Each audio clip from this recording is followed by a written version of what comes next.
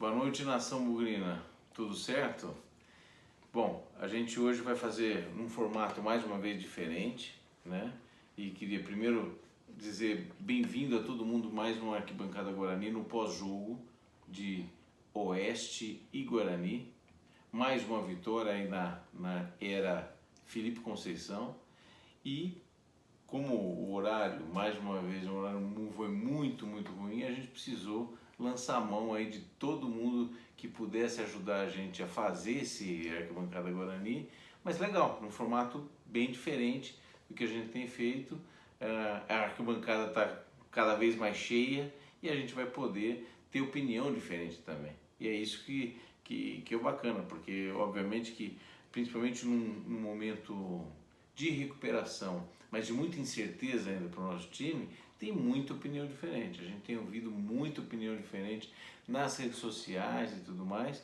Então é legal sim a gente ter uma opinião diferente. E queria agradecer todo mundo que está curtindo aí o Arquibancada Guarani nos últimos jogos. São 18 vídeos que a gente já postou e tem cada dia tido mais adesão no Arquibancada Guarani. E a gente está bem contente com isso. Curtam também o Instagram, lá vão ter os links para quem prefere seguir via Instagram, vão ter os links para poder acessar o vídeo que a gente está fazendo também.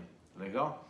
Bom, hoje a gente, como eu falei no início, como teve um horário muito difícil, a gente hoje teve a participação tanto do Matheus quanto do Marcelo para que a gente pudesse compor um pouco mais as opiniões. Então, na verdade, quem hoje assistiu o jogo, fez todos os detalhes, vai dar depois a nota de cada um dos jogadores e tudo mais, é o Matheus e o Marcelo, tá? Então a gente vai querer ouvir um pouco mais, discutir um pouco mais, também outros aspectos, né? Quer dizer, quais são as chances que a gente tem, o que a gente acha, onde podemos chegar nesse campeonato que ainda faltam 12 rodadas, né, Matheus, Marcelo? Boa noite. Isso aí. Boa noite, pessoal, tudo bem? Estou começando aqui, mas como meu pai disse, mais um integrante da arquibancada aqui, né?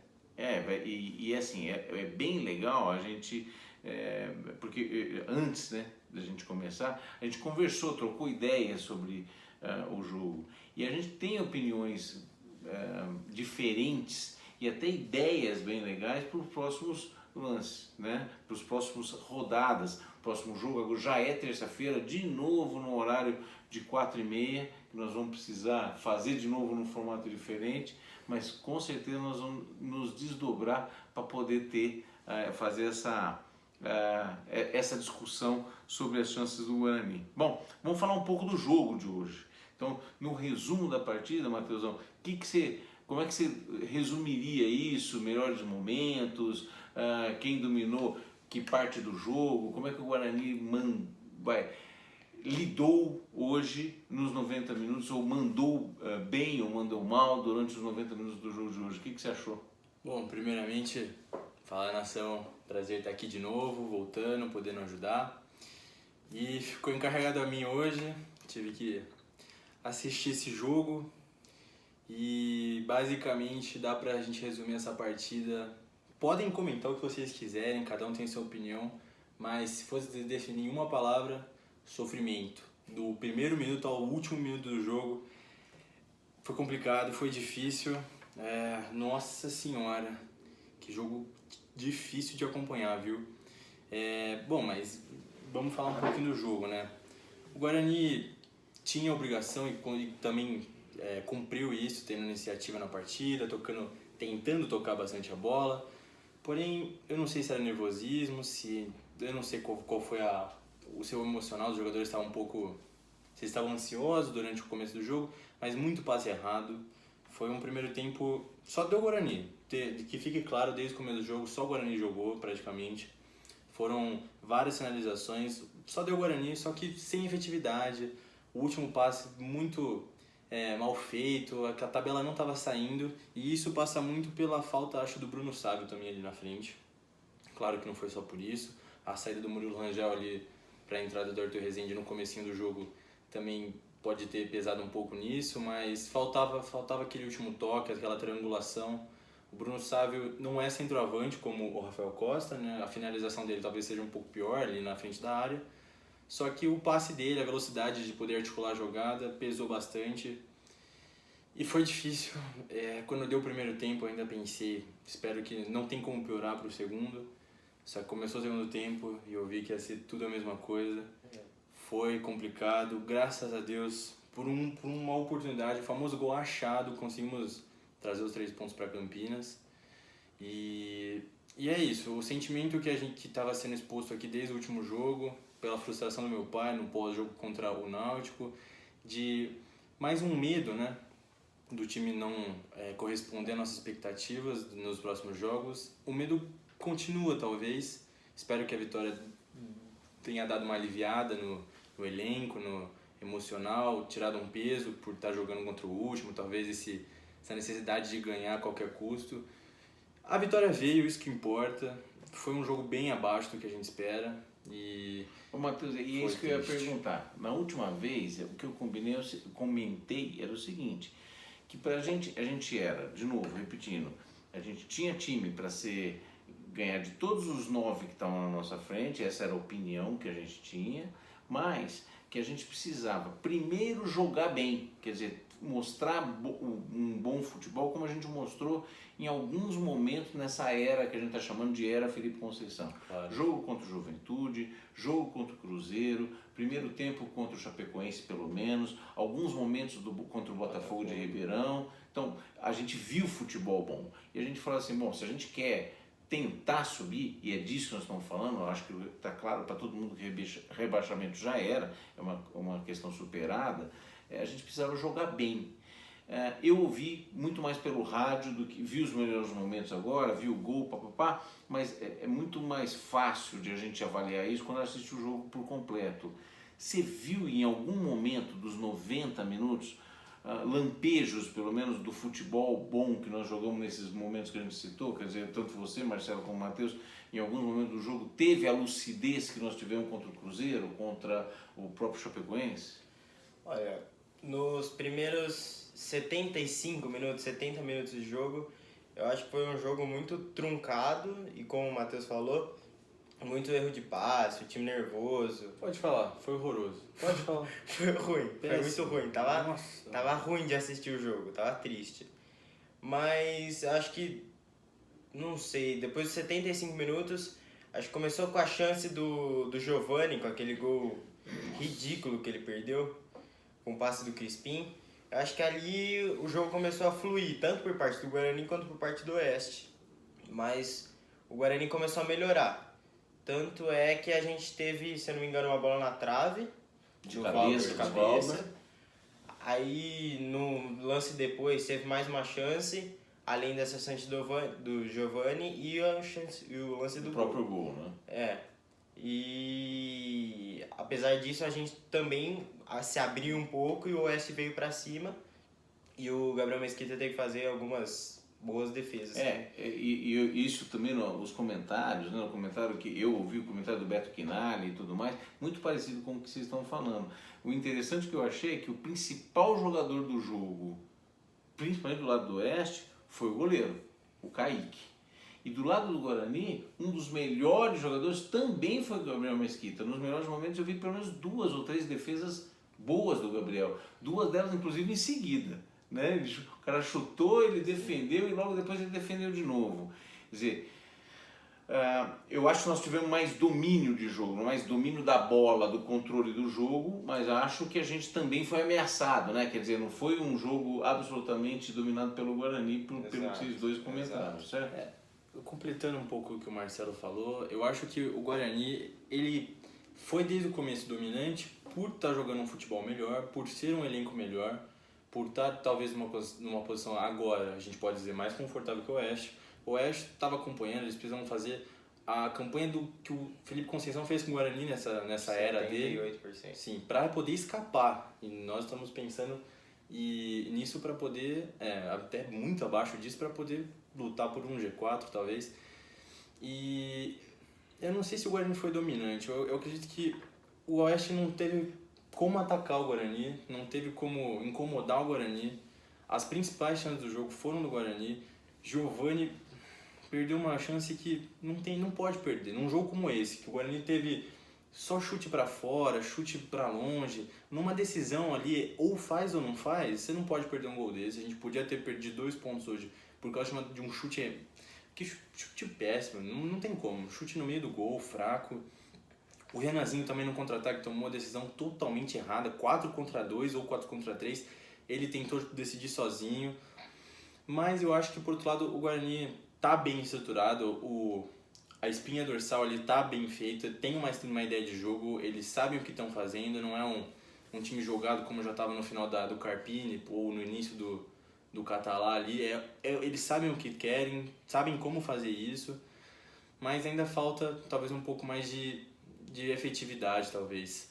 E na questão dos melhores em campo, até a Nota vai poder refletir um pouco, acho que sim, a vitória hoje passa muito pelas mãos do Gabriel Mesquita, muito firme, consistente, seguro, né? Seguro, Parece que com certeza. finalmente a cada jogo ele está um pouquinho mais seguro na meta do Guarani. E olha, gente, um time que queira subir ou queira ter qualquer tipo de resultado, passa sempre, a gente sabe, é um ditado mais velho que anda para frente, passa pelo um bom goleiro, né? Tem que passar por um bom goleiro. E acho que nós estamos acertando no Gabriel Mesquita, né?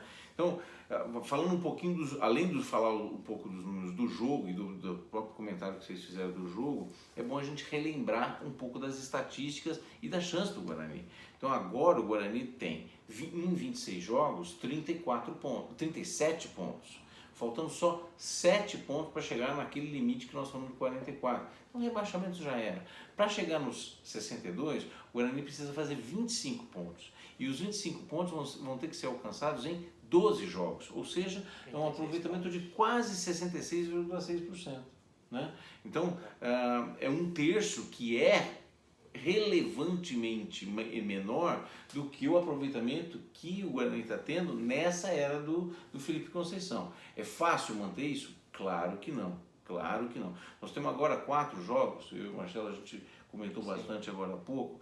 O Guarani tem 4 jogos em seguida e nós já falamos isso quando faltavam esses próximos 2, né? Quer dizer, o Náutico e o Oeste, nós falamos a mesma coisa. Então sempre nós estamos falando do ponto de vista teórico. Nós temos 4 jogos, 2 dentro de casa, 2 fora de casa, absolutamente ganháveis. Então, primeiro agora Operário em casa, depois Brasil de Pelotas fora de casa, depois o Confiança em casa e Figueirense. E Figueirense em casa e Confiança fora? Não, Confiança em casa. 2 jogos em casa. Os 2 jogos em casa. É isso mesmo, Marcelo. Perfeito. Então nós temos 3 jogos em casa nos próximos 4. É uma sequência interessante, no mínimo interessante. Por exemplo, contra o Confiança, é um cara que está na nossa frente que é um confronto direto, né? E nós temos alguns outros confrontos diretos, como o Sampaio Correia, que nós vamos jogar. Então o Guarani tem a própria Ponte Preta, que nós vamos enfrentar no derby também, e aqui acabou o time lá pertinho da linha do trem, acabou de ganhar agora mais uma. Então é um concorrente direto. Não, sinceramente, eu não acho que eles estão numa boa fase. Tem outros times, como por exemplo o Avaí, que acabamos de passar aí, o Avaí, que está numa condição. Passando do Avaí, estamos perto do Avaí, né? A gente, acho que está o próximo, né, na tabela. Então, todos os times que investiram bastante, mas que de fato não são melhores que a gente na teoria. Acho que sim, o Guarani é um elenco ainda curto, como a gente já falou. Tem algumas peças e alguns setores que têm uma deficiência, pelo menos na nossa opinião, na minha opinião, e aí vocês opinem aquilo que vocês acharem. Mas daí a gente também fazendo uma análise, antes de você dar as notas, Matheus, que a gente, falando a análise do time, tem algumas peças. Aqui não cabe a crítica pessoal, mas de novo o Cristóvão vai mal. O Cristóvão mais uma vez vai mal na lateral direita. E de novo o Pablo, não que tenha ido bem como foi nas outras vezes, mas é uma peça que nenhum de nós quer tirar. Então, eu conversando e discutindo um pouco com o Marcelo tem uma ideia. Marcelo, eu queria que você desse essa escalação muito boa, porque é uma alternativa. Nós vamos fazer o pré-jogo na segunda-feira, antes do jogo em casa, né, contra o Operário. E aí nós vamos dar outras opiniões, eventualmente e tal. Mas tem a volta do Bruno Sávio, que joga no próximo jogo. Tem a saída do Marcelo, ou seja, a gente perde o volante. E a gente quer a volta do Didi. Na lateral direita, o Cristóvão é fraco. É um dos mais fracos aí desse formato, dessa formação que nós estamos falando. Quer dizer, dá aquela ideia, quer dizer, se a gente jogasse com 3 zagueiros, olha como é que ficaria. Tirando o Cristóvão, a gente ficaria com o Gabriel Mesquita no gol. Aí a gente conversando, colocaria o Didi na zaga. Aí ficaria Didi, Bruno Silva e Valber. Sendo Bruno Silva o líbero, fazendo esse primeiro volante / primeiro zagueiro ali. Uhum. Aí na frente, Rickson, na frente da zaga. Com os alas, Pablo e Bidu. Isso. E Murilo Rangel e Crispim no meio. E na frente eu colocaria Bruno Sávio e Todinho. Eu tiraria o Rafael Costa, que no jogo de hoje não achei que merece continuar. Não está numa boa fase. Não está demonstrando um bom jogo. E eu colocaria Bruno Sávio e Todinho. Ou, no lugar do Todinho, caso o Felipe Conceição tente optar por outra peça, eu colocaria o Vagninho. Tanto é que fez o gol hoje. Talvez mereça uma próxima chance, né? E aí, nós temos várias alternativas, né? Por exemplo, se o Murilo Rangel, por exemplo, sentiu a coxa hoje, não pode jogar, tem Giovani para entrar, Isso. tem Renanzinho que pode entrar, tem Renanzinho que pode fazer esse segundo atacante. Então, isso com essa formação, que é uma formação interessante, a gente reforça a zaga, deixa uma zaga bacana, o Bruno Silva fazendo essa função um pouco de primeiro volante, e a gente não perde o Pablo como chegando mais à frente, sim. E ao mesmo tempo a gente deixa as laterais um pouco mais do jeito que a gente quer. Quer dizer, é um time agressivo, mas é um time bem formado, bem estruturado. É uma opção. Estou dizendo que sinceramente, Marcelo, duvido Acho muito difícil, que o Felipe Conceição vai fazer isso. Ele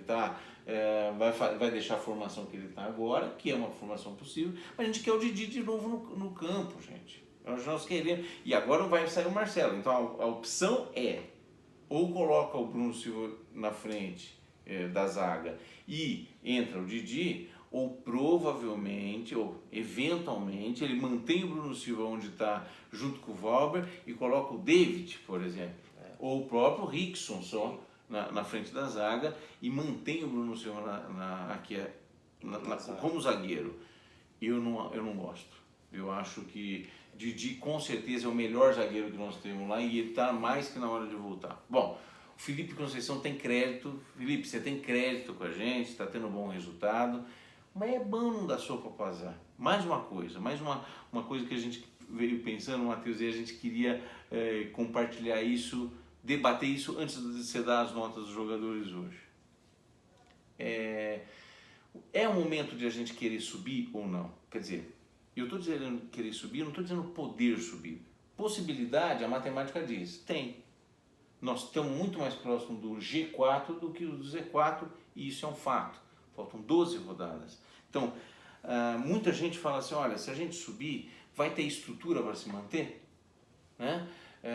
Ou vai subir e cair? É o momento certo? Putz, seria melhor estruturar mais um ano, jogar a Copa do Brasil ano que vem e depois subir. Primeiro, minha opinião. Não tem momento certo para subir. Não dá para escolher, olha, vou esperar mais uns 2 anos, depois estruturo tudo. Ou em que ponto que tem que estar a estrutura para que a gente possa subir? Mais ainda, quem que são as perspectivas de subir? Esse ano nós temos uma Série B absolutamente fraca. Fraca. Onde o grande bicho-papão, entre as que deveria ser o Cruzeiro, não vai subir. Certeza, não vai subir. Então ele fica ano que vem na Série B, com uma obrigação de subir, com mais chance até de subir, sim, mais estruturado do que está esse ano, e com uma possibilidade, gente, de ter mais 2, entre aspas, considerado grande, Botafogo e Vasco, na Série B. Vocês imaginem o ano que vem, com certeza um Goiás, Botafogo, Vasco e Cruzeiro, Guarani e Ponte Preta. Todos esses caras pleiteando para subir. É o momento certo de subir? Ou, gente, esse ano o cavalo está passando selado para a gente? Será que não é a chance? Será que não é a hora de a gente pegar essa rampa que nós estamos tendo com o Felipe Conceição? Nós não temos uma resposta, temos uma opinião, mas a resposta, cada um, a opinião, outras opiniões, todos vocês podem ter, tá? A nossa opinião, ou na minha opinião, eu acho que é um bom ano sim. Acho que nós não podemos desistir. Eu acho que não é que está fácil, mas está possível. Então, esse ano ainda não dá para entregar esse osso, de jeito nenhum. Pela primeira vez, o Felipe Conceição, hoje na coletiva, disse claramente que nós já estamos olhando para cima. Eu acho que é isso que nós temos que focar.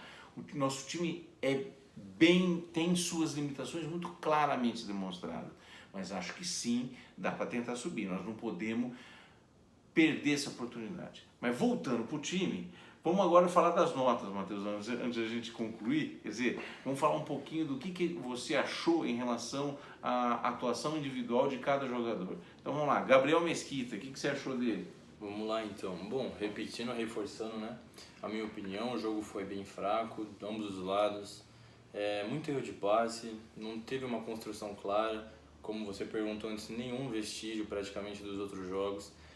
A vontade dos jogadores estava clara, eles não estavam andando corpo mole, nada disso.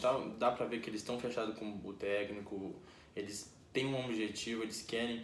Acompanhando os vídeos até no próprio canal do YouTube do pós-jogo, ali os melhores momentos, né, do vestiário, na TV Guarani, você percebe que o elenco tá comprometido com ele, com a ideia de lutar por um acesso que eu acho que é bem possível sim, se a gente manter essa pegada. O mais importante, eu acho que é 60% ou 70% psicológico, o resto é consequência disso, então dá pra lutar sim. E bom, vamos às notas, né? Bom, já vamos começar com o melhor em campo, na minha opinião.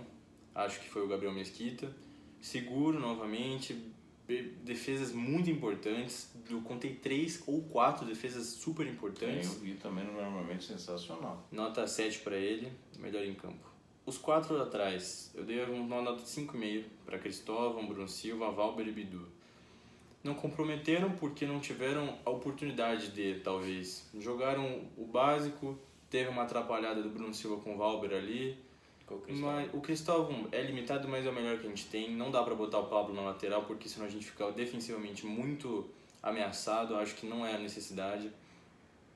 E então nota 5,5 para os 4. E o que você achou desses 5 que você deu a mesma nota? Tá claro que você achou todo mundo parecido. O Bidu, você não gostou do Bidu, Matheus? Marcelo, o que você achou do Bidu? Você daria uma nota diferente pro Bidu, por exemplo? Pro Bidu, eu achei que ele no ataque ele teve umas oportunidades, chutou bem, até acho que uma bola cruzada, ajeitada pelo Giovani ali. Ele sobe bem no ataque, mas às vezes eu sinto um pouco de insegurança na defesa.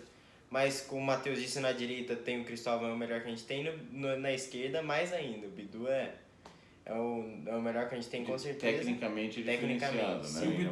O Bidu, querendo ou não, ele sempre vai ser mais cobrado, principalmente por mim, que estou dando as notas quando eu participo dos vídeos, porque o Bidu, ele tem qualidade, ele vem da base, ele tem um enorme potencial.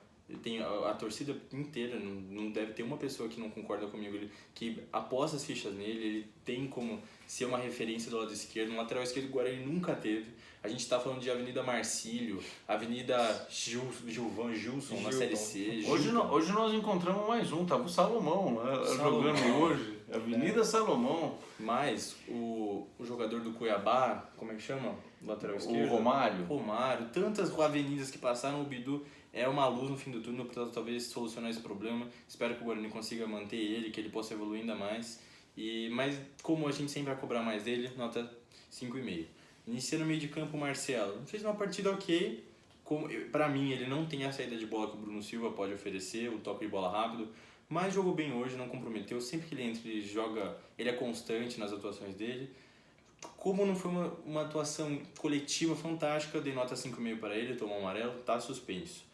O Crispim, outra peça que a gente sempre vai cobrar muito, é o capitão, é o líder de habilidade. Ficou sumido hoje. O Crispim, quando ele aparece, o time melhora, é claro. E quando ele some, que aconteceu hoje por vários períodos de tempo ali, o time decai, não tem armação boa de jogo. A principal chance do Guarani, pra mim, que foi a do Giovani, foi ele que armou, ele que enfiou a bola pro Giovani. É o cara diferente. Mas hoje se esforçou, talvez merecesse um 6, mas como a partida... Eu tava muito frustrado até o finalzinho do jogo, e todo mundo recebeu um 5 bonito, mas dei um 5,5 pra ele. O Murilo Rangel jogou nem 20 minutos. Eu anotei aqui, ele saiu com exatos 20 minutos de jogo. Acabei não dando nota pra ele. Arthur o trio... Calma, primeiro os titulares, só pra não perder o trio de ataque ali, 5 pros 3. O Júnior Todinho também saiu machucado aos 40, mas não conseguiu contribuir pra equipe. Estavam se esforçando, como eu falei no começo do jogo, todo mundo estava se dedicando ao jogo, porém não contribuíram, errando passe, o Pablo também principalmente, erraram muitos passes ali na armação do jogo, na entrada da área, principalmente chegando na cara do gol. Nota 5 para os dois. E Rafael Costa é o centroavante, a gente sempre reclama aqui, meu pai sempre fala do centroavante, que a gente não tem aquela referência. Ele talvez seja a alternativa mais próxima à realidade do Guarani hoje, do elenco que tem, já que o alemão tá jogando com o Júniors ou tá indo no Shopping Guatemi. Então, é brincadeira, eu não sei disso, tô só brincando. Eu dei uma nota 5 para ele, não ajudou em campo como o resto do time, ele também muito abaixo. Ele não tem a qualidade do Bruno Sávio de fazer aquela tabela, triangulação. O pivô dele, ele sofreu hoje, a zaga era forte, pressionou ele, não conseguiu ajudar, a bola de cabeça também. Ele teve uma boa bola de cabeça até, uma boa defesa do Kaique França.